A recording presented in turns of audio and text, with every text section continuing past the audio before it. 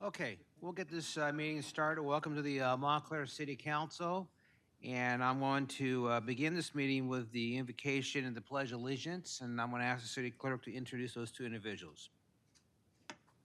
Tonight's invocation will be given by Montclair Fire Department Chaplain Jimmy Kroll, and the Pledge of Allegiance will be led by Councilmember Lopez. Please stand.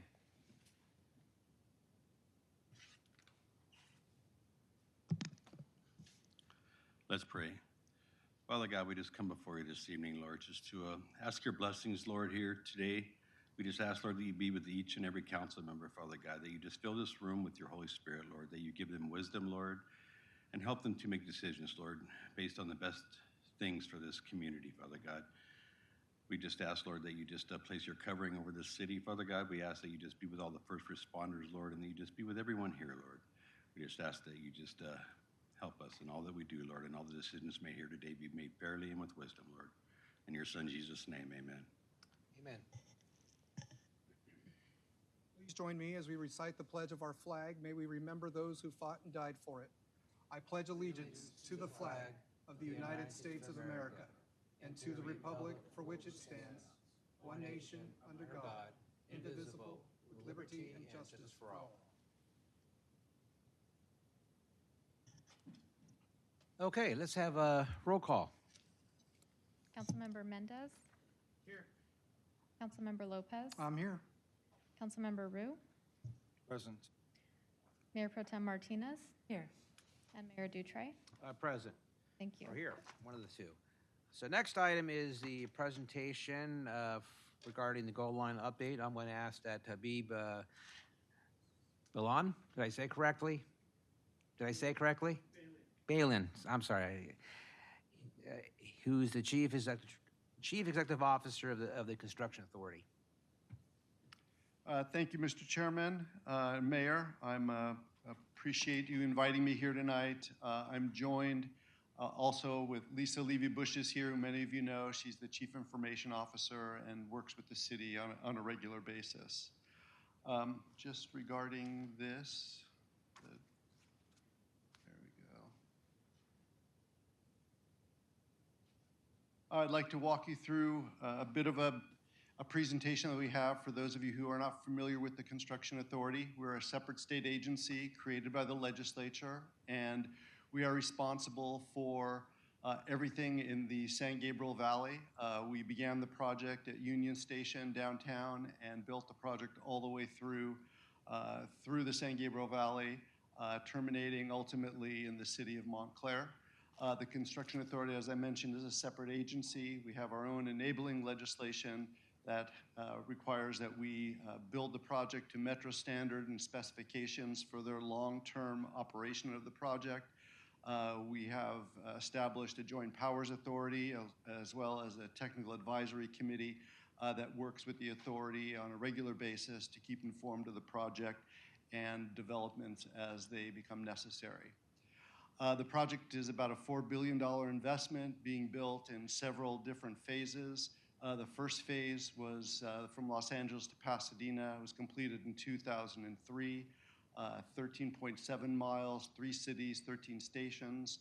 The next phase is of Pasadena to Azusa, completed in 2015. Glendora to Pomona. We are just now in the phase of completing it now in 2025. It's 9.1 miles, 4 cities and 4 stations. And then beyond that is Pomona to Montclair, the final segment of the project, which is about 3.2 miles for 3 cities, 2 counties, and 2 stations. There's a history with this project that started in 1990 with the approval of Prop C, all the way through to 2003 when we completed the first phase of the project, through development of the environmental of the next phase, getting that into construction, and then breaking ground on the final segment of the project to Pomona, and then to the next phase of the project from Pomona to Montclair, expected to complete in 2031. This phase from Glendora to Pomona, it's 100% complete. Substantial completion was achieved January 3rd, 2025. It's in pre-revenue operations. Metro is doing that. They will put the system into service sometime this summer. They are in control of the light rail at this point. With regard to our work on the project, we have a final punch list of items that's been approved between the contractor and the construction authority, and that work will be going on through the end of the year. As you can see here, the 4 stations are complete. There's minor detail work is going in right now. There's some railings and some slight modifications to the stations and fare collection equipment and fare gates that Metro is asked to put into place. So that work is going on now. But for the most part, you can see the stations are complete. The final segment of the project, Pomona to Montclair. Many of you know this is the end of the project. We received $798 million for the LA County portion of the project. And San Bernardino has about $80 million set aside in state and local funding for the project. We received that funding through the state last year and helped us to close a significant gap with the project. Those stations are Claremont and Montclair. Gone through extensive work with the cities to locate the stations as well as design the parking and all the details of the station in conjunction with the city's wishes. One of the things that we did is we started a procurement. It's been going on about a year, and we have canceled that procurement. Many of you know we had one bidder for this project. It was essentially a sole source procurement, which is the least favorable condition a owner wants to be in when you're trying to build $1 billion project. But I'd like to walk you through this slide. It's pretty important information. At the top of the slide, you'll see highest independent cost estimate. That's known as our ICE, our independent cost estimate. This is the work that we do. We had 3 different estimates that we did internally to prepare ourselves for this project. The portion in LA County is about $553 million. San Bernardino is about $92 million, a total of $645 million. That was our internal estimate. We got a bid from our sole source bidder, and you can see the numbers there are significantly higher. From our $645 million to over $1 billion. We worked with Kiewit to try to squeeze some money out of that, and they came down, a big $6 million or $8 million ultimately, which was very disappointing and essentially 54% higher than our independent cost estimate. So to deal with this and understand why the bid came in so high, we decided to pivot to a different contracting method known as CMAR that allows us to continue the design and get an actual bid number that reduces as much risk out of the project as possible. This is something that we think is the most important thing that we can do to keep the project going. We've tried other alternatives, thinking things that we can do, but unable to come up with anything. I think this is the proper way to go using the CMAR approach. With regard to CMAR, which is Construction Manager at Risk, the owner will hire a designer and then simultaneously bring on a contractor who about 30% design will start putting together estimates for the project. And those estimates will be shared with San Bernardino, a partner in this project, and they'll be able to see what is being designed and what the costs are that are coming through with the actual contractor at the table. We believe this is essentially the highest level of way that we can reduce risk out of the project and get the project built within our budget. If you look here at our anticipated schedule, Glendora to Pomona, that contract is nearly complete. We will kick off the CMAR coming up in this summer. The construction authority then will be in a position to bring on the CMAR contractor in February of next year, and then we'll get a guaranteed price from the contractor in June of 2027. We think this is about a 10 to 12 month delay ultimately using this procurement strategy, but it's in the interest of the community and the construction authority to build this and have robust competition for this next phase of the procurement.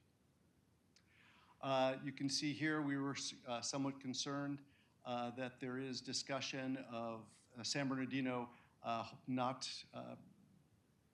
continuing to allocate funds to the project, unfortunately. It was discussed at the previous meeting, and it will come back to SBCTA in June.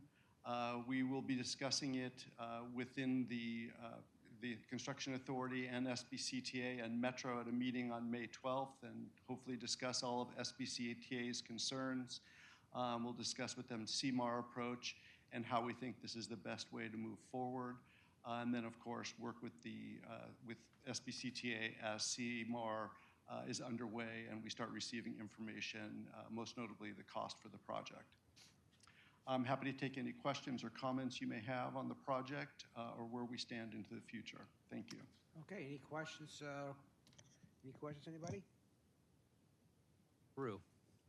And I just want to recognize before Councilman speaks that Councilman Rue actually represents Montclair on the Goal Line Construction JPA, and then myself represent SBCTA and both on the construction board and the JPA board. This is not so much a question because I've been there through most of this journey, as you know, for a number of years, going back to the days of John Fasana and even Doug Tessiter and many others. This is more of a comment on how much it truly is needed in this area. I do take the Gold Line. I had a meeting about 3 weeks ago in Long Beach. Began at 7 in the morning, actually 7:30. For me to drive there at 5 a.m. would have been really stressful. Parking would be $30 at that particular hotel. I chose instead to drive to the APU Citrus College stop, pay my $1.75, get on the train, and at 5 in the morning it left, and I was in Long Beach at 7. It's needed. I've taught on Saturday. I was at the gala for the University of Laverne Scholarship Fund. A lot of the students are commuters. Many of them are dependent on a train or a bus. And so the more we can bring it out to this area, the more people we can serve. It's not a case of taking people from one place and putting them in another. We're an integrated economy in Southern California. And I hope that people start to realize and recognize that. And we're moving people through an area. People need to go to work. They need better paying jobs. Quite often those jobs may not be in their backyard. They may be somewhere far afield. So this is a very needed project. I use it, and I was commenting earlier, in the evening, it was the night of the World Series. I had left the Conrad Hotel in downtown LA for a meeting. I'm on the Gold Line, and it is packed with people, and they shouldn't have been doing it, but they're playing their radios and everything else, or their devices to hear the results of the game. It was packed, it's used, and we need it. Thank you. Well, thank you very much. Any comments? Obviously, this is an important project for the city of Montclair, and it's a long-going project that we are hoping was already here right now. And obviously, it's gone through a lot of hurdles. I don't want to talk about the hurdles too much, but I do appreciate the leadership of President of the SBCTA, Ray Marquez, who's also a member of the Chino Hills Council. He's been working diligently with the chairman of the Goal Line Construction Authority Board, that's Ed Reese from the City of Claremont City Council. We are going to meet in a couple of weeks, and I know actually next week, and I think the issues right now we've got to resolve is the CMAR, as Habib knows real good, clarify the legality of that. And also, I think it'd be important that we have some form of an MOU between both agencies. And I think it's important that both agencies work closely. I know on a design build, it's probably a little more difficult because of legality and different reasons, but it's important we work closely to get this through here to Montclair. I do want to recognize, too, at the Transit Committee, which I chair at SBCTA, where we did have the vote, and I asked that a letter go out. I asked it to take place, as we're doing, and then be brought back to the June Transit Committee. I just want to recognize Chino Mayor Eunice Yoloa, Rancho Cucamonga Mayor Dennis Michaels, Fontana Mayor Aquino Warren, Supervisor Joe Baca, and Vice President of SBCT Rick Dennison from Yucca Valley supporting me on that motion there. It does go in front of the SBCT board this coming Wednesday as a discussion item, which I don't anticipate any issues at that time, and then we'll come back to the June Transit Committee again. So with that, and Habib, I think I appreciate your staff. I know your staff's put a lot of work into this, and If there's no more comments or questions, I appreciate you guys coming down today. Thank you. Thank you. Mayor. Thank you all. Okay, we will now move on and we'll go to public comment. This is an opportunity for members of Mayor, the we public. have one more presentation. Oh, we have one more? We do have one more presentation. Oh, okay, then we'll take San Antonio Hospital. Was it on my presentation unless something, that, throw it in here? Okay, there is another one here, okay. I missed that last email and I apologize. So from San Antonio Regional Hospital, we have John Chapman, who is this Chief Executive Officer. Welcome aboard. Well, thank you. Thank you for having me, city council members and mayor. I've been going around to the city councils over the last several months. My role, besides President and CEO at San Antonio, is I'm also the CEO of the Hospital Association Southern California. So I wanted to do on a quarterly or a biannual update is to give city councils important to me in San Antonio an update what's happening in the hospital industry and specifically what's happening at San Antonio. So that's why I'm here today. So I think there is a video. Don't see it. Oh, there it is. Thank you. And if I go to the next slide, I can just use this. Great. So I'll just start with hospitals in general. And I'm pretty sure you know what's going on, even in your area, with the hospitals in the Inland Empire. So I'll start with 49% of hospitals are in the red right now in California. And just to share in layman's terms the reasons why,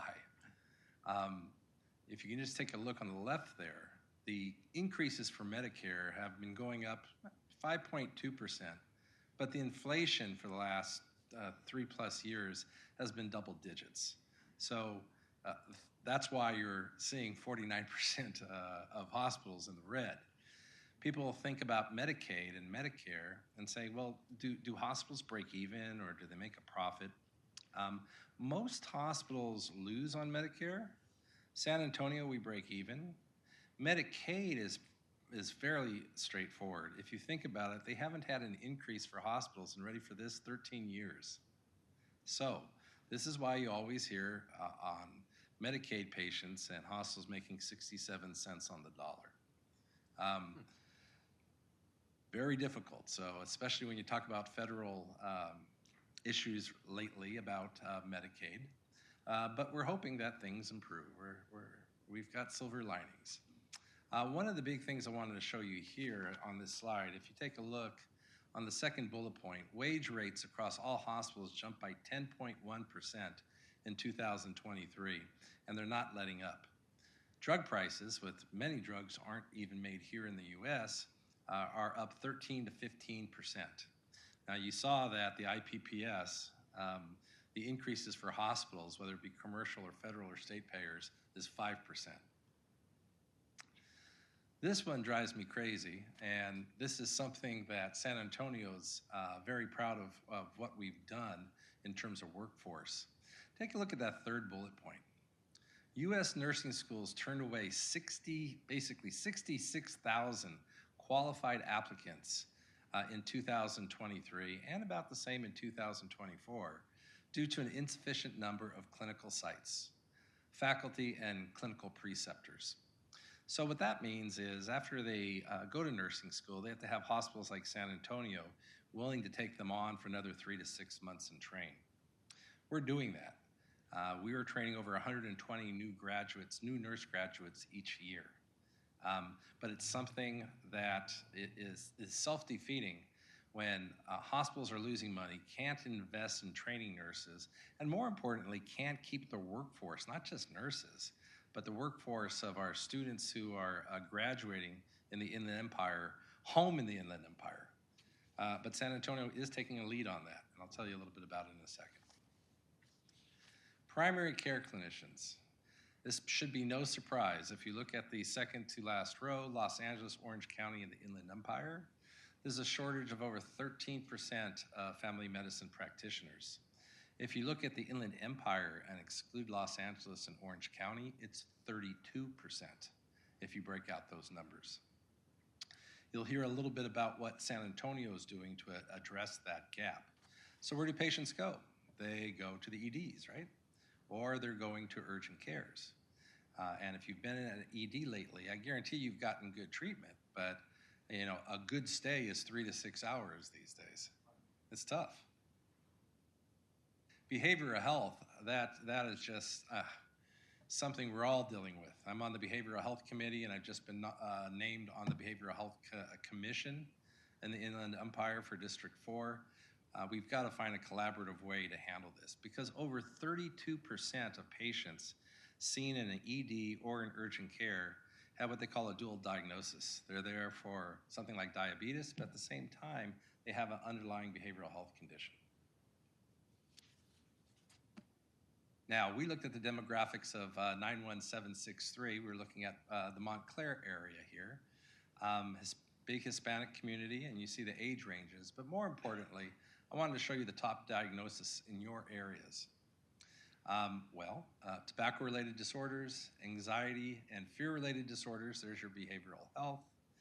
Some alcohol, depression, and then when you look at the Hispanic community in general, it's usually diabetes, obesity issues, and for others, cancer. So what we've been doing at San Antonio, just last month in Ontario, and we plan to expand it to Montclair as well, and to Fontana, is we've been going to the churches and having not only a health event. When you think of a health event at a church, you think of a hospital giving out pamphlets. We actually bring cardiologists, endocrinologists. We do a hemoglobin A1C on anybody who wants one. We're doing our GI antibody testing to see if you're at risk for colon cancer. And you're getting the results right there. In fact, at our last event at St. Elizabeth's in Ontario, 20% of the people who took the hemoglobin A1C test didn't know they were diabetic. We told them. We gave them we hooked them up with a family medicine practitioner in San Antonio to take care of them after they had no clue that they were diabetic. So we're trying to bring out healthcare to the community. So how are we closing that gap for family medicine at San Antonio? You may have heard that we just started in our 107-year history a residency program for internal medicine and family practice. We'll be graduating 20 physicians a year, and we plan to hire half of them into our own medical group. And if you haven't seen the term Care for You Clinic, you will. We've opened up 4 in the last year and a half, and we plan to be 13 or 14 in the next 12 to 18 months. And yes, we're looking at Montclair, trying to find where we could house these clinics, and I'm sure some of you might be able to help me with that. In terms of behavioral health, in these clinics, what we're doing is embedding a half-time behavioral health specialist in the family practice clinics.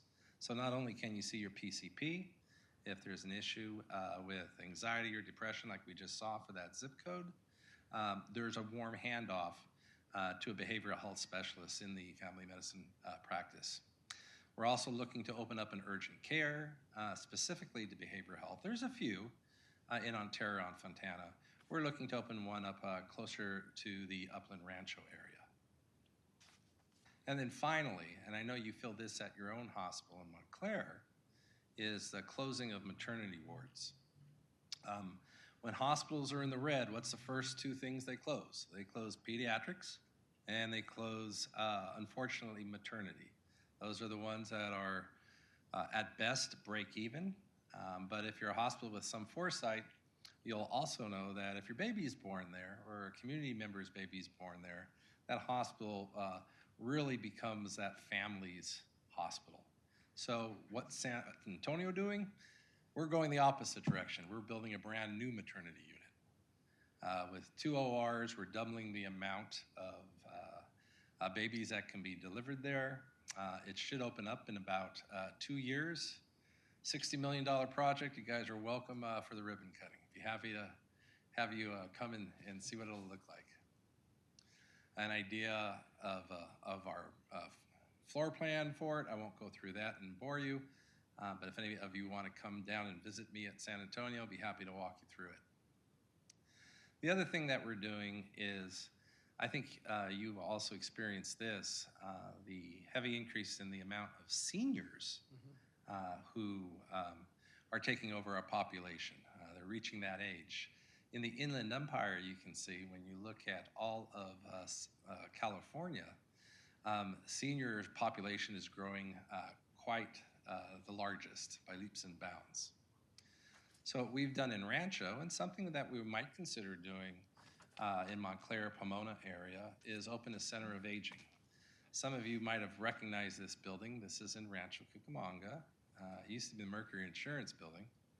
It's a 183,000 square foot building. And what we're doing is having a one-stop shop for seniors.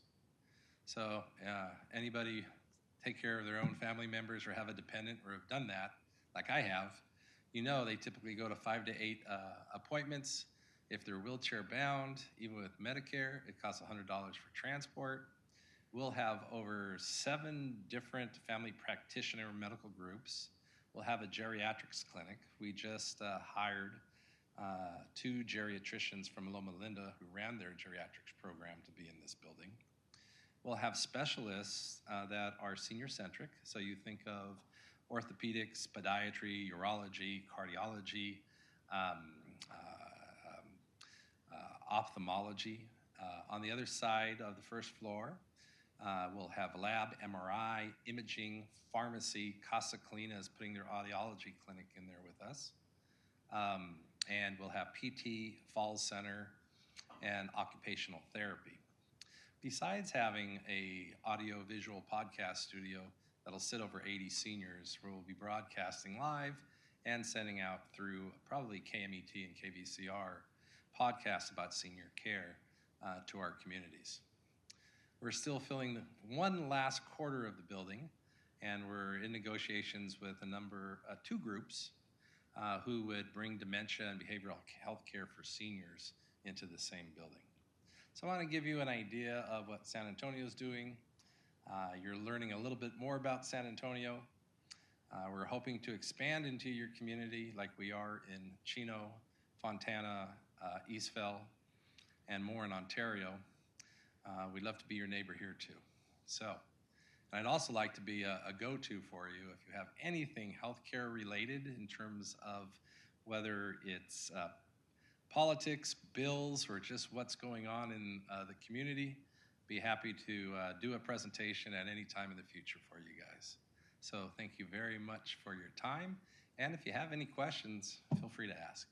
Great. Thank you very much. Councilmember Mendez. Yeah, first, John, just want to say appreciate you coming here Sure. and giving us an update, on San Antonio Hospital, and then also, wanting to participate. We have Montclair, which is a great hospital also, but Right. it's nice to, welcome you also. My couple questions are, Sure. I happen to know a few nurses, and, it's just interesting how you talked about nurses and that there were 65,766 qualified applicants that were turned away. Isn't that But, crazy? yeah, because the nurses that I know tell me how they have to work so much overtime. Right. So why are they working so much overtime when we just don't hire more nurses? Well, that's the thing. To hire the nurses, they've got to graduate from these programs. So every time just like during COVID, when you have a census go up in the hospital, Yeah. you're budgeted, and you have nurses that are, say, you're budgeted for 300 beds like we are, right? If you go to 363 beds, where do you find nurses right away? Either you have to recruit them outside of the area, like temp agencies. That's where they made a killing during COVID. Or you do what we're doing right now, and that's hire 80 to 100 new grads with the idea that my census is still going to keep going up.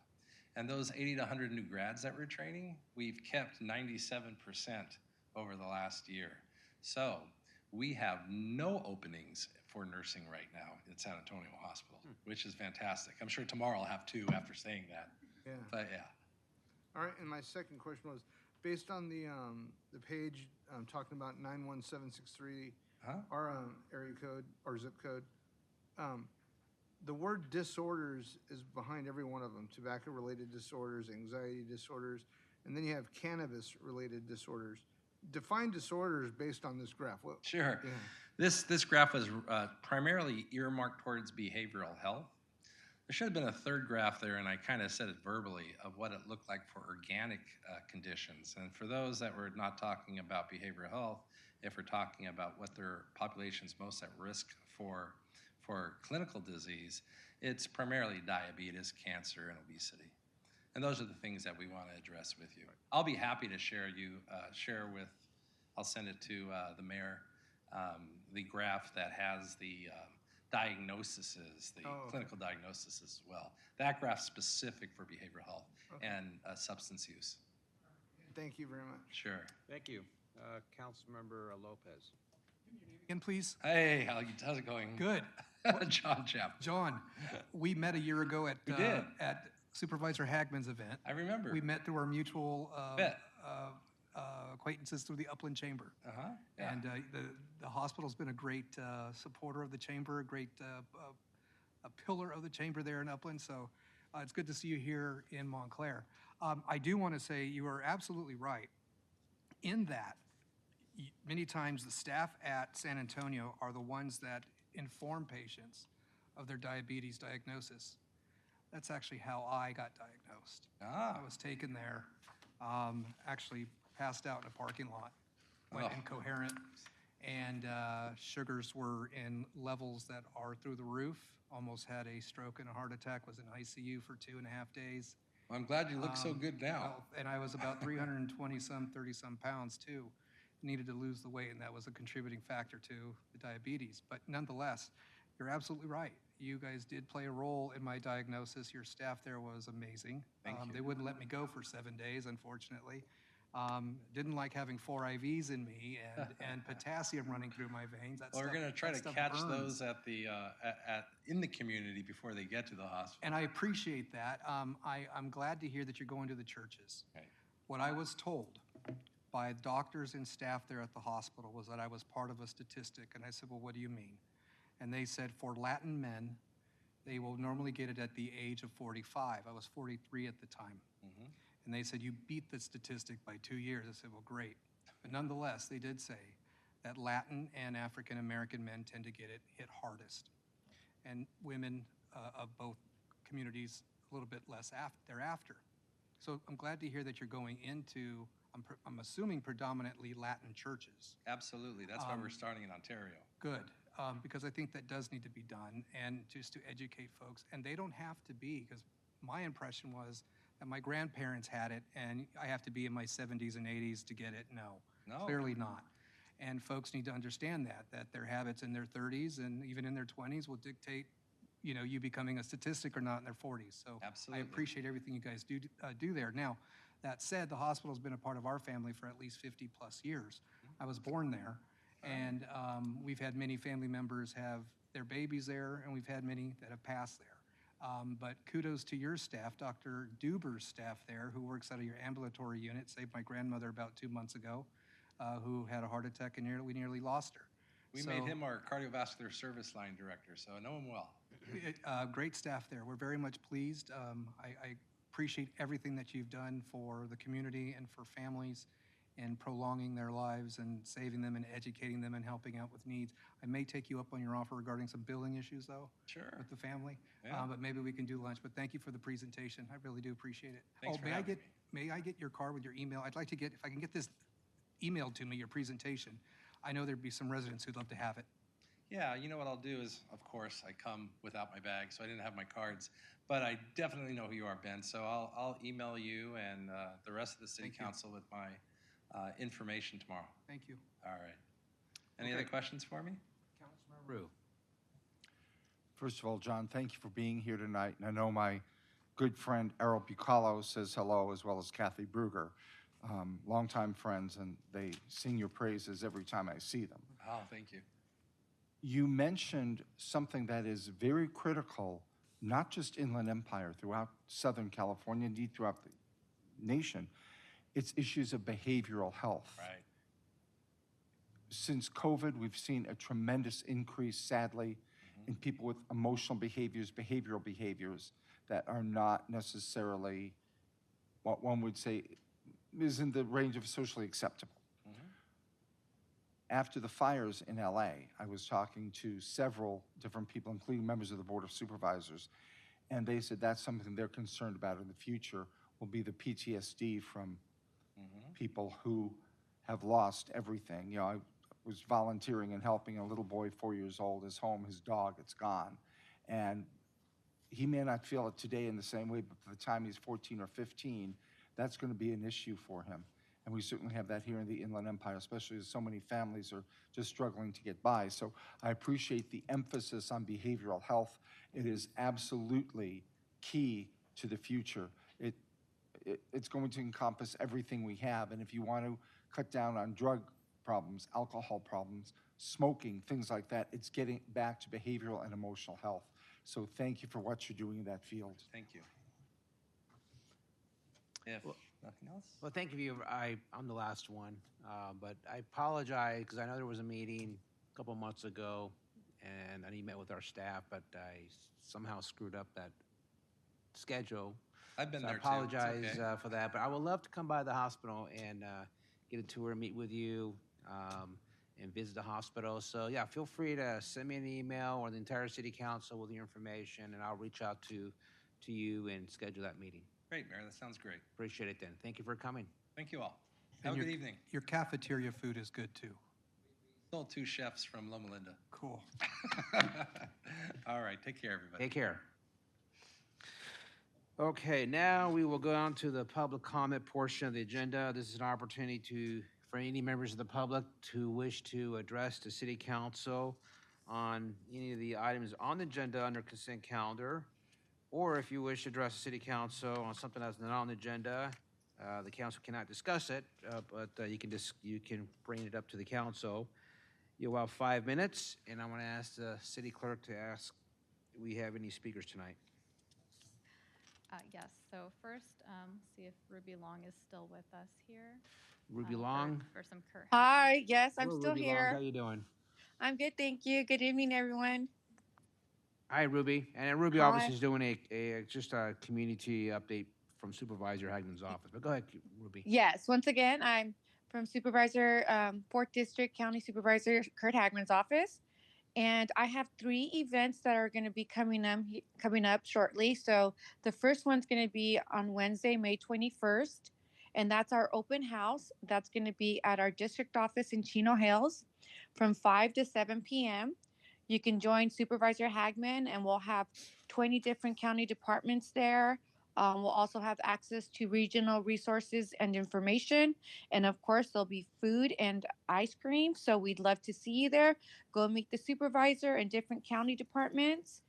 And our next one is going to be on May 28th from 10 a.m. to 2 p.m. And that's our job fair and expungement. That's going to be once again at the Ontario International Airport. And we'll have employers there that are going to be hiring. So if you're looking for employment, it's a great place to go.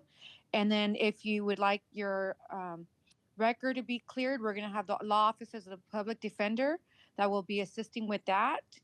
And then on June 7th, we'll have our shredding event, and that's going to be on Saturday from 9 a.m. to 12 p.m. And it's going to be at the Chino City Hall. And once again, it's 3 standard boxes per car. And if you'd like to register for any of those events, you can go on our website and go on our Eventbrite account, and you can register. If you have an issue, call our office and we'll go ahead and register you. And if you have any questions, feel free to call our office and we can help you with that. And that's it. Thank you. Good night. Have a good night. All right. All right, so our first in-council chamber speaker is Bill Kaufman.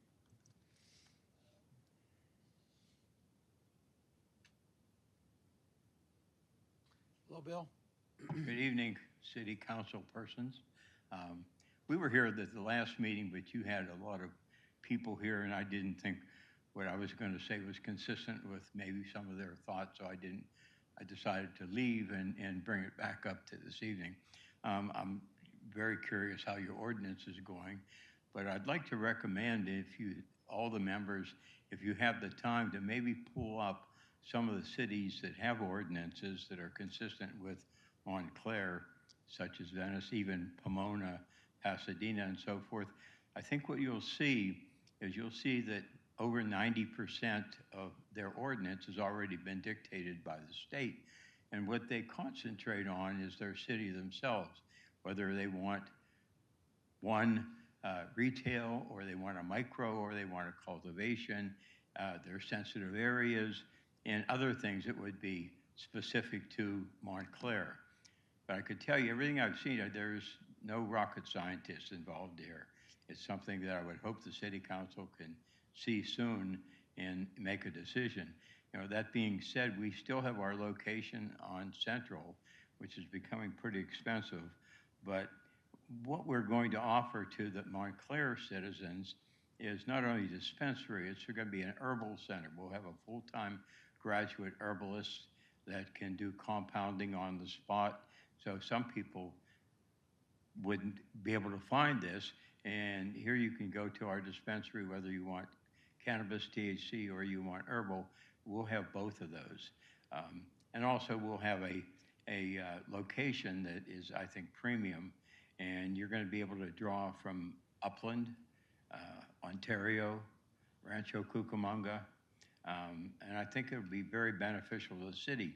You know, that being said, Pomona had the 420 day had over $200,000 go into one location, which was tens of thousands in revenue. If you look at the revenue that some of these cities are getting, it's very significant. In these days, when people are running at a deficit, I think that, you know, I don't want to say expediency, but the sooner you could open up dispensaries, whether they be micro and or cannabis cultivation, the better off it would be for you.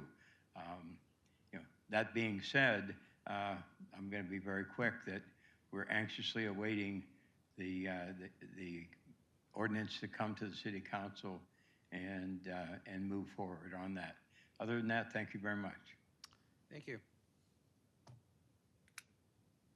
Our next speaker is Biha Trinidad.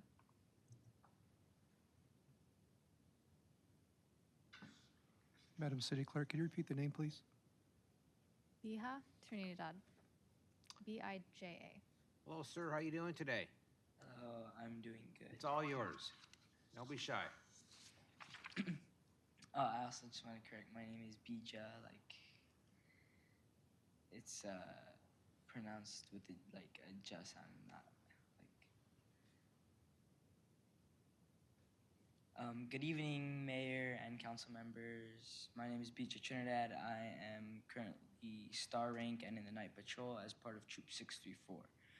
For my life service project, I decided to host a tree care volunteer event, and I'll be performing tree care on 44 trees along the Pacific Electric Trail. The tree care we'll be doing is rebuilding fallen berms, weeding, and adding mulch, as well as adjusting ties and doing a deep watering. Tree care is very important for many reasons, including the shade they provide, as I have rode in the trail on my bike before, and one of the greatest parts of riding this trail is like the shady parts along the trees. And Sustainable Claremont planted these trees. So for this event, I've partnered with Tree People and Sustainable Claremont to help lead the volunteers and have an enjoyable, fun experience, as we'll be providing refreshments. And I would like to invite the council members and all of you guys out to this event. And what day is the event? I'm sorry. May 31st. May 31st. At what time? 9 to 12. 9 to 12. And where will you begin the event? What location? The location, it's from Claremont Boulevard to Monte Vista Avenue along the trail. Okay. All right. And then where do you start? I mean, is there a particular location where we'll start and then they'll go from there? Yes. Most of this information is on Tree People's website on their calendar. So if you're coming out and you need more information, you can go on their website, and there is all the information you'll need to come out. You have something? Are you have something to give us? A handout? No? I was inviting you out to this event. Okay. If you could come. Do me a favor. If you can send me an email with that information, the link and everything, and I'll share that with the entire city council so they're aware of it and they go on that website and then look it up. If that's okay. Is that okay with you? Yes. Yeah. My email address is pretty easy. It's let me spell it out. J Dutrey at cityofmontclair.org. You go on the website and I'm just at mayor and the email address is right there. So pretty simple. Yes, Councilmember Lopez. What was the troop number again? Troop 634, Rancho Cucamonga. Speak up, I'm sorry. 634. Troop 634. At a Rancho? Yes. Perfect. Thank you for coming here. Okay, well, thank you for coming. And yeah, send me the email information and I'll make sure all the council members have it. Thank you. Okay, thank you.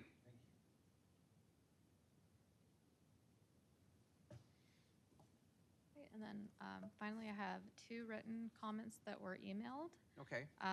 So I will be providing a copy to all the council members. I just didn't have time between meetings. But the first one is from Karina Ledesma, and she's requesting crosswalks at the intersection of San Jose Street and Mills Avenue. And the intersection currently has flashing stop signs, and it's next to a cemetery. So she feels it's important that there should be pedestrian access across that intersection. And the second comment is from someone whose name is Ralph, and he encountered a city employee cleaning graffiti off of the walls at Moreno Park, and he wanted to thank the employees and the city for quickly cleaning graffiti. And those are all of the written Great. comments and no more public comments. No more public comments. Okay. We'll move on down to consent calendar. And I'll start with my left. Any items we pull from my left? How about my right? Anybody want to pull an item on the right? Mr. Mayor, I'd like to pull D like David 1. D1, okay. Anybody else on my right? I'm going to be pulling D2. So with that, we'll start with D1 then. It was just to state that I'm going to request a separate vote on this. I have expressed my hesitation at least the past 5 years with the whole objective behind CEQA. And I do see it as very cumbersome on housing projects, business developments, housing developments, where it acts as a hindrance more than it does a betterment. So in the general sense, I'm against the ever-increasing breadth of CEQA and its large tentacles that it sticks its parameters in that I think are unnecessary. They're costly to business, costly to developers, costly to homeowners, and it's just ridiculous. So for that, I will be voting against item D1. Okay, and the only other comment was on D2 for Mayor Dutran. He stepped out, so we might need to take a minute until he steps back in.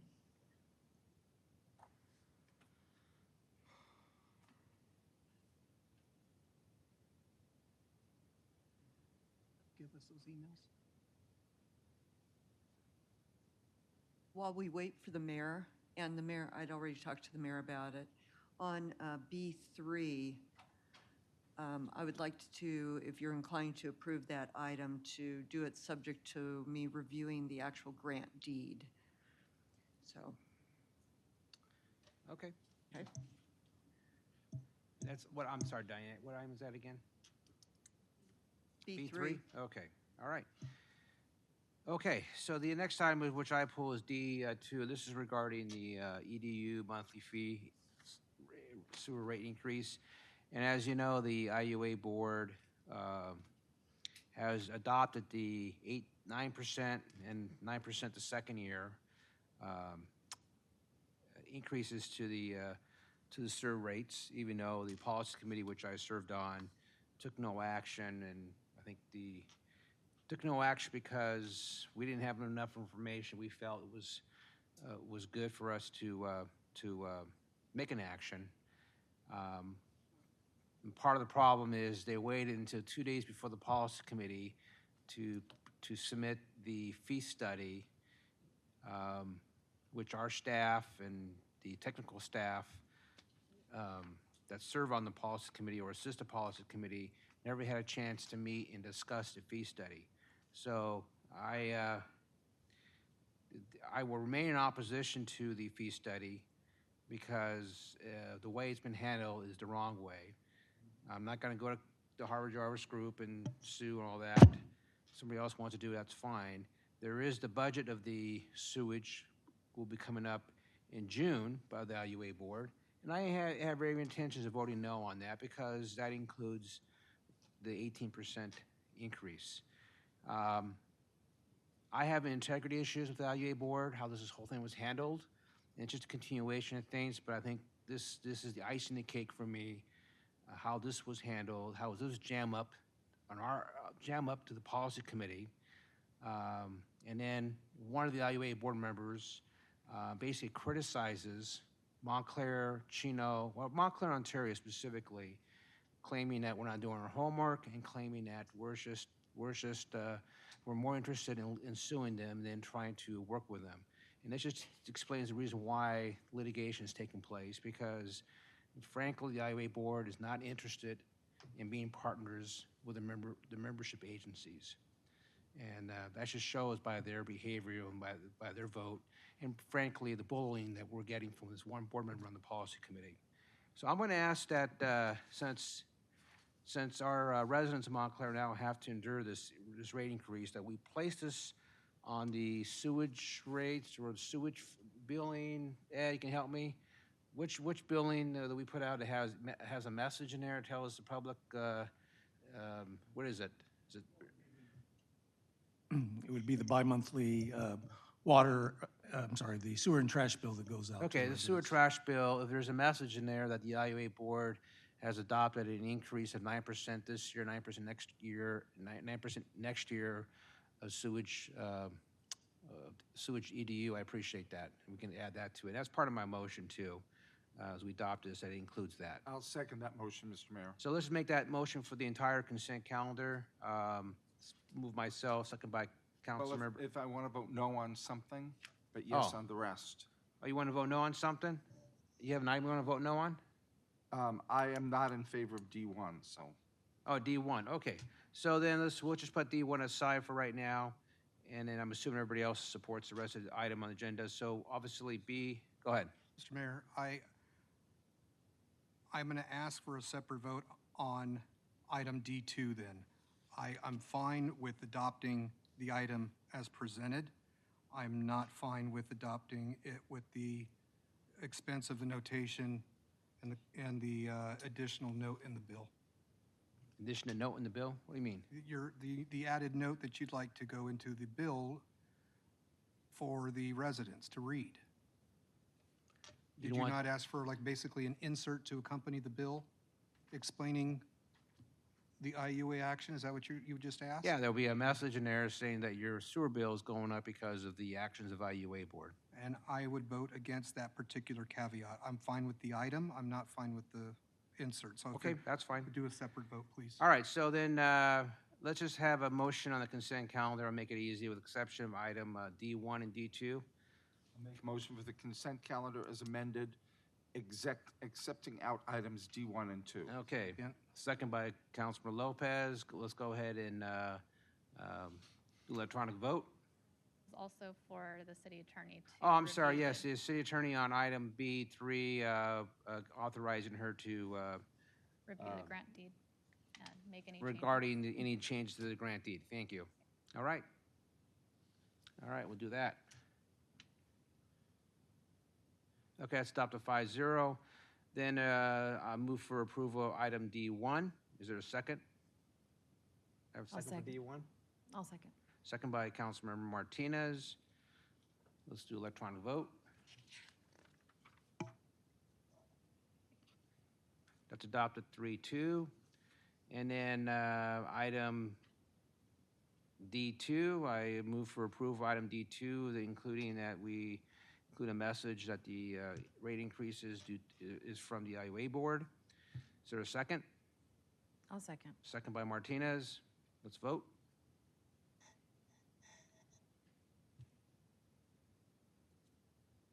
4-1. Approved. Okay, so we go down to communications, and the communications here is from department reports. We'll start with Public Works.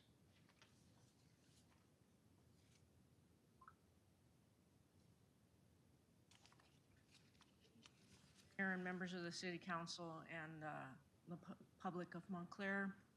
I just wanted to announce this evening that tomorrow we have a grand opening for Sunset Park Beautification Project. It's from 3 to 4:30 at the park off of Orchard Avenue, and the park is located between Mills Avenue and Ramona on the south side of the street. So we'd be happy to have the public come and join us in that grand opening ceremony. Thank you. Great. Police Department next.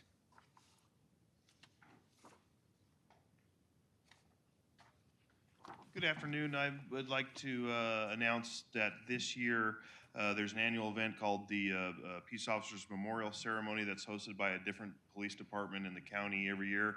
This will be the first time that Montclair has hosted this event. And please join us as we honor the lives of those peace officers who gave the ultimate sacrifice as they faithfully serve the communities of San Bernardino County. This event takes place at Montclair Police Department in the back parking lot Thursday, May 22nd at 10 a.m. There'll be several, the ceremony should only last about an hour or so. There'll be several family members there of the deceased officers who were murdered or killed in the line of duty. And we'll be honoring, of course, our own officer that was killed in the line of duty, Andrew Farthing, on that day as well. I also want a message to the community that there may be a partial road closure on that day during that time on Monte Vista in the Arrow area, so just plan ahead for that if you're commuting in that area, but it will be the traffic closure will be minimal. There'll be several events occurring that day, including flyover, 21 gun salute, bagpipes, etc. It's a somber event, it's an important event, and we're honored to host it this year. So. Thank you. Thank you. And then finally, Human Services. Marcia. Yes, thank you, Mr. Mayor and our city council members. I just wanted to inform you of our upcoming summer activities. So please join us on Saturday, May 24th from 12 noon to 3 p.m. for our summer season kickoff at Alma Hoffman Park. We'll have staff from the Human Services Department who will be hosting an information booth with summer program information and a variety of recreational games for kids of all ages. Families are welcome to join us as we celebrate the opening of the splash pad that day. Hours the splash pad will be open is from 12 noon to 6 p.m. It will start that day, May 24th, through Monday, September 1st, which is Labor Day, and we're looking forward to a great summer. Okay. And I also have our join us on Monday, May 26th at 6 p.m. as the Community Activities Commission hosts the 25th Annual Memorial Day Program, where we'll be dedicating new plaques on our Veterans Memorial Wall and honoring those who have served our country with patriotic songs and readings. Refreshments will be available after the ceremony in the Senior Center, along with cake and entertainment. Please support all our military branches of service by attending and honoring our heroes. And finally, I just wanted you to all mark your calendars and hope you and your family and friends can join us on Saturday, June 7th from 12 to 6 p.m. for the 11th Annual Montclair Country Fair Jamboree. Should be a great time. We have live entertainment from Bump Town, and we have food trucks, carnival rides, games, pie eating, watermelon eating contests, police and fire vehicle displays, petting zoo, and a trackless train. Some popular food staples will include our traditional carnival sweets such as kettle corn, ice cream, and Mexican and barbecue foods. Unlimited rides and game wristbands can be purchased the day of for $20, or we'll be selling pre-sale for $10. And we'll also have a $25 wristband the day of, or $15 pre-sale, which includes unlimited rides and games, the pony ride, and the petting zoo. The early bird sale with limited quantities will be sold both online or in person, starting Monday, May 19th through June 6th at the Recreation Center from 7:30 a.m. to 7 p.m. Please check the City of Montclair website for more information. We hope to see you at that one too. All right. Thank you very much. Can I have a dunk tank for council members? Oh, I could check into a lot of that money, I think. if you'd like. Okay, so let's go to the city attorney. Thank you, Mr. Mayor. I just have the one item that's indicated in the agenda, and that's for the council to meet in closed session regarding pending litigation involving the matter of Avels versus the city of Montclair. Thank you. That's it. All right, how about the city manager? Items this evening. No items this evening. Okay, as far as myself, obviously, we have 2 openings on the planning commission, 2 vacancies, and I believe we started the marketing period already. There was 2 meetings we're looking at to cancel. The first meeting was May 19. I believe 3 members are attending the ICSE event in Las Vegas, and so we won't have a quorum for that meeting. And the second meeting is July 7th. This is right after the 4th of July. We're going to have a number of meetings in June because of the budget, to go through the budget. Figured it's a good opportunity for a little break for everyone for the June meetings. So any objections to cancel the May 19 and July 7th council meeting? If not, so ordered.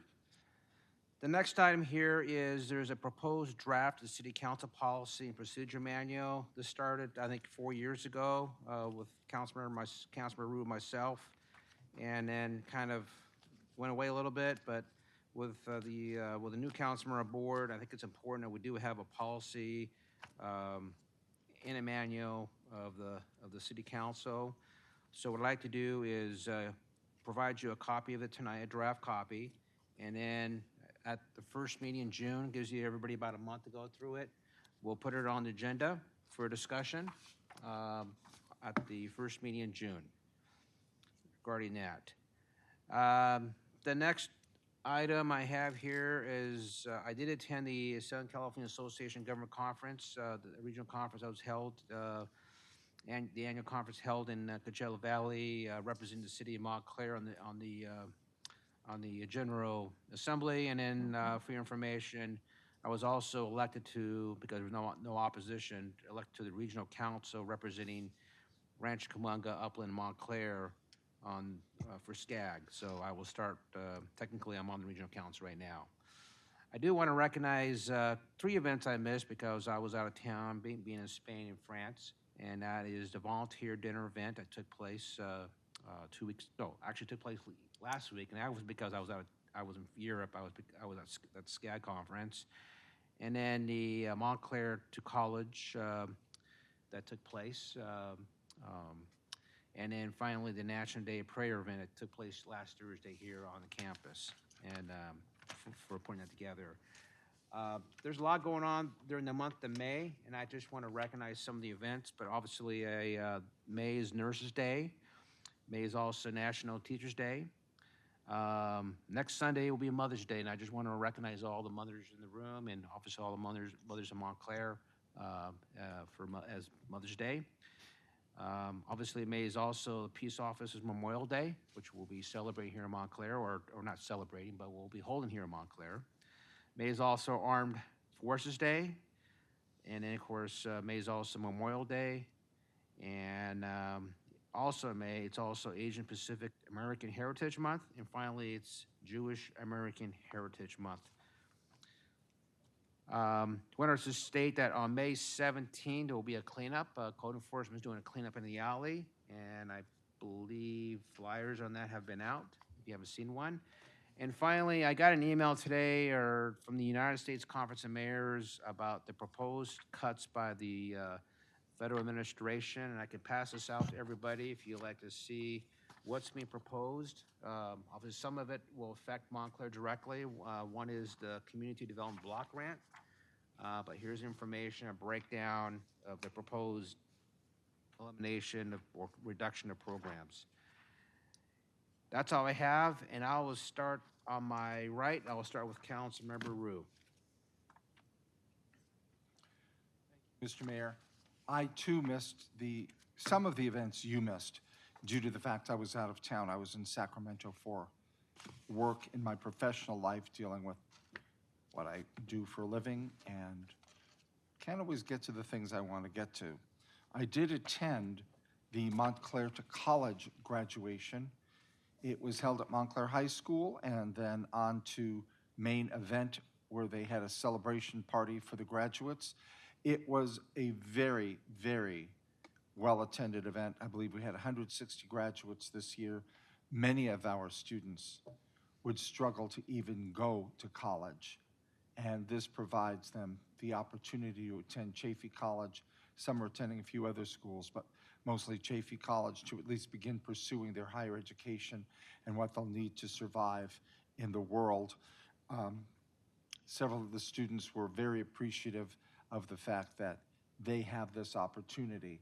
And I'll say I wish when I was in Montclair High School that they had this for me, but it was a good program, and I appreciate the students, their hard work, their diligence. I could not attend the volunteer event. I did attend the one here, but the one that we held with the dinner, I was out of town for work, as I mentioned. Saturday, May 3rd, I attended. It was the Family and Faith Festival held at Bethany. I did assist at the Montclair Hospital booth for about an hour and a half, and then I had to head home and take care of some things there. I had the University of Laverne Scholarship Gala that night, so I had to take care of that. I do want to notice that today is May 5th, Cinco de Mayo, and we wish everybody a happy Cinco de Mayo on this. It is a big celebration here in the U.S., but especially here in Southern California. This coming Thursday, May 8th, will mark VE Day, Victory in Europe, 80 years ago, the day that the Allies won in Europe the Second World War. And I emphasize the Allies. It wasn't one nation was better than another. It was England and France, Canada, New Zealand, Australia, Belgium, the Netherlands, I can go on, united together to fight an evil. I'll follow that up with on August 15th, we will see VJ Day, the day that we declared victory over Japan 80 years ago. And again, the same allies who helped defeat the Nazi Germans were the same allies who helped defeat Imperial Japan, united as allies. One wasn't above the other. We were all equal. And then on November 11th, we will have Veterans Day, originally known as Armistice Day. November 11th, the 11th day of the 11th hour of the 11th month, when the guns went silent across Europe, ending the First World War. Just some pieces of history. And I will not be able to be at the dedication for the Sunset Park, as I have some work commitments I need to take care of. Those of us who still have Councilor Lopez. Let's see. Before I forget, as the mayor alluded, next Sunday is Mother's Day. To all the mothers watching and here in the room, happy Mother's Day. God bless you for everything you have done day in and day out throughout the years, providing for your families, nurturing for your families. The love and support that you give to us kids is gosh, we owe you an eternal debt of gratitude.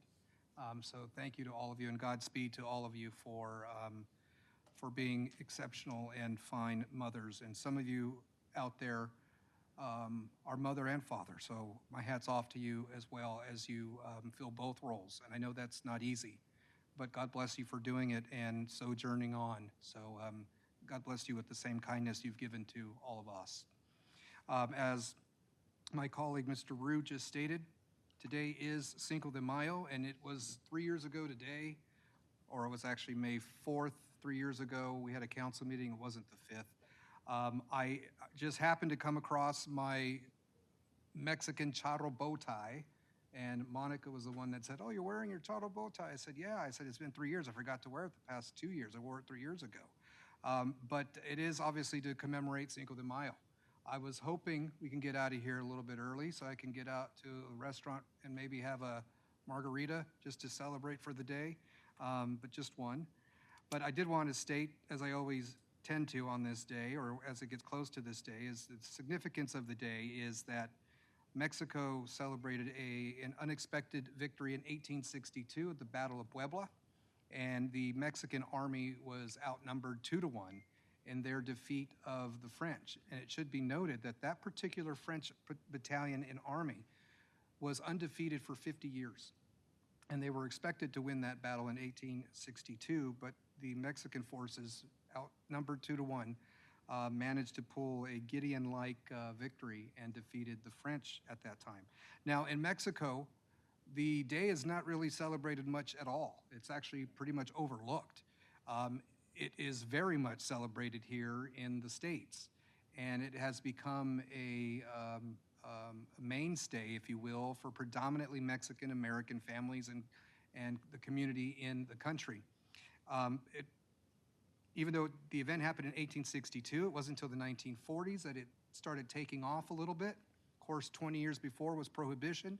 Alcohol was now allowed, and so they kind of used it as a means to celebrate, and they offered beer and liquor to celebrate to the Latin community, and it took hold. And it wasn't until the 1980s that the advent of marketing and commercials took off, and specific beer, tequila, and margarita discounts were in place. And the sales of those of today rival that of sales on Super Bowl Sunday. That's how big the day has become. But again, this is just a footnote in a local Mexican history, but it is not Mexican Independence Day. Don't be confused with that. That is September 16th, and that happened in 1810, commemorating the Cry of Dolores. That being said, I believe I covered all the bases there. I just want to say as a side note, I've been quiet on the IEUA issue, and I will just say I'm on the fence. I understand the mayor's arguments and where he's coming from, but I also understand perhaps, at least for me, a little bit of where IEUA is coming from as well. And I really don't think there could be any winners in this at all. What I will say is this. At least for our representative on IEUA's board, and that is Marco Tule, he has expressed to me that he has an open door policy and an open hand policy. And he wanted me to say that him and his general manager, who we all know, Shivaji, have that policy and open hand towards us. They would always be willing to have their staff help our city with inspections. They're always willing to do presentations to the council, presentations to the public, and quite frankly, they would like an opportunity if they could. I'm just bringing it up, I'm just the messenger, to do a presentation here on the need for their rate increase. And that's why I voted against the particular item moments ago, because at this point, I was fine with adopting the rate schedule that we just approved, or you colleagues approved. I was fine with just that, because we were anticipating that, and we did due diligence in preparing for that in August with the Prop 218 process that we went through. So we were diligent in that regard in anticipation of the rates. So we gave a little bit of a buffer to ourselves. But that said, I haven't been in on the policy committee meetings. I did watch the April 16th meeting via Zoom. And I just wish there was a way we can come to a meeting of the minds. But I do know that in the end, of course, the ratepayers are the ones that will bear the brunt of this, and that entails our residents. But as IEUA president said, Marco Tule, he said, hey, that's my job, is to make myself accessible to you, even if we disagree. And I know that that is his sentiment. And I just wish we could all come to a meeting of the minds. But some will say I'm wrong, and maybe some other counterparts in the other cities would think I'm misguided. But anyhow, that's where I'm coming from. So just want to let the public know where I stood. That's it, Mr. Mayor. Okay, obviously that was an extension of discussion that was on the consent calendar for Brown Act purposes. Councilmember Mendez? Yeah, just to reiterate some of the things that Mr. Mayor had mentioned, but he did not attend any of these, but I attended all of them. Well, I didn't say attended. I just recognize these events took place. I'm just teasing you. I did attend the volunteer dinner, which was really nice. It was Havana night, and you should see Marsha's moves, on the dance floor. So great job. And also Monica, too, yeah. Montclair to College, I attended that also, and at the main event was the after event, And that was nice. Got to play lots of games. Bill and I actually got to hand out ribbons and certificates on behalf of the city of Montclair, which was really nice doing that. I did challenge Fernando from Human Services on one of the snowmobile race video games, and yeah, I beat him. I beat him pretty good too. I think he let me win though. But anyways, and then National Day of Prayer. Mr. Merritt asked if I could give out a proclamation for that, and that was a really nice thing, and I really enjoyed that. So I appreciate you letting me do that. And again, as Ben mentioned, happy Cinco de Mayo. I didn't know all the history that you knew, Ben, on that, but I do know that, yeah, you can go get a margarita afterwards. Yeah, I can do that. And that's it. Thank you. Okay, Councilmember Martinez. I'm hearing a lot of people are really excited about Sunset Park opening up, and parents that I talk to are already planning big events at Sunset Parks. Also, Reader Ranch looks like it's almost done, and I'm getting a lot of really excited people. I wanted to share that with you because I know we hear comments here, but I don't think people are going to come to the city to tell us how excited they are about the park. But I do hear it. And also, many of these events have been mentioned already, but I just want to say that I have noticed there have been a lot of events in the last month or so, but I don't think people realize how much planning and preparation and breaking down and getting sponsors and collecting from those sponsors goes into these events. And I just watch Marcia Richter here sometimes well into the night, 9 to 11 p.m. sometimes at these events. We had a bingo bash that lasted till after 9 o'clock, and that was hosted by the Women's Club of Montclair and also Human Services Senior Center. And it's an opportunity for residents to come and hang out and have a nice night out. The volunteer recognition dinner, there's a lot of planning that goes into that. Also, city staff, they are there so late into the night. They work so hard. They make sure things are broken down within 30 minutes after these events, and I see how hard they work. Montclair to College, I believe, is another record high. Tell me if I'm right, yeah.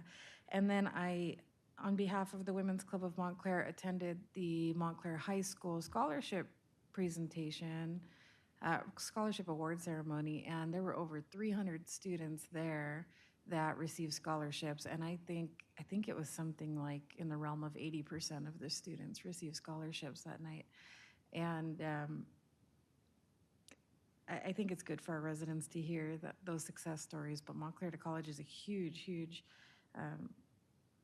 reason that so many of those students were obtaining scholarships. And I think that is all. Thank you. Okay, the reason I didn't bring up a Cinco de Mayo is I'm French, okay? But nevertheless, happy Cinco de Mayo, and we'll go into closed session.